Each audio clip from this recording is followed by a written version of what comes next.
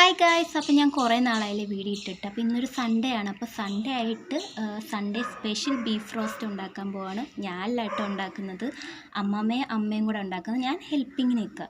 ഇന്നലെ ഉണ്ടാക്കിയ പായസമൊക്കെ കുടിച്ചിട്ടാണ് ബീഫ് റോസ്റ്റ് ഉണ്ടാക്കാൻ പോകുന്നത്.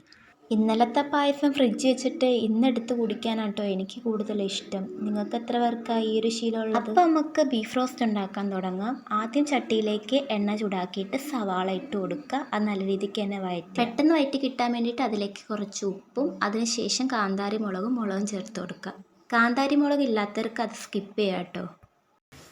ഗൈസ്, അങ്ങനെ അമ്മയെ വന്നിരിക്കുകയാണ്. അമ്മ കാണിച്ചു അമ്മ നോക്കമ്മ, അമ്മയുണ്ട്, അമ്മമ്മയുണ്ട്, ഞാൻ ഹെൽപ്പിങ്ങിന്.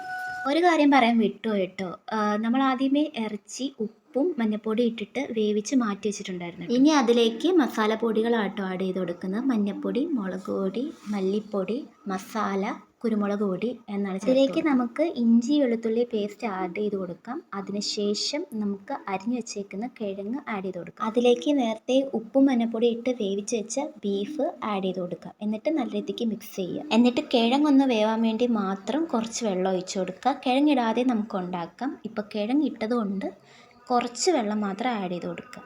ലാസ്റ്റ് നമുക്ക് കുറച്ച് വിനാഗിരിയും കൂടെ ഒഴിച്ചു കൊടുക്കാം. എന്നിട്ട് ചെറു തീയിൽ 10 മിനിറ്റ് നമുക്ക് അടച്ചു വെക്കാം. 10 മിനിറ്റിന് ശേഷം നമുക്ക് തുറന്ന് നോക്കുമ്പോഴത്തേക്ക് എല്ലാം സെറ്റായിരിക്കും. ഫസ്റ്റ് ഞാൻ തന്നെ കേട്ടോ ടേസ്റ്റ് ചെയ്യാൻ പോകുന്നത്. ബീഫ് അങ്ങനെ എപ്പോഴും വീട്ടിൽ വാങ്ങാറില്ല. പ്രത്യേകിച്ച് ഹോസ്റ്റലിൽ പോയി കഴിഞ്ഞാൽ ഒട്ടും കിട്ടത്തില്ല. നമുക്ക് അവിടെ ബീഫേ കിട്ടത്തില്ല.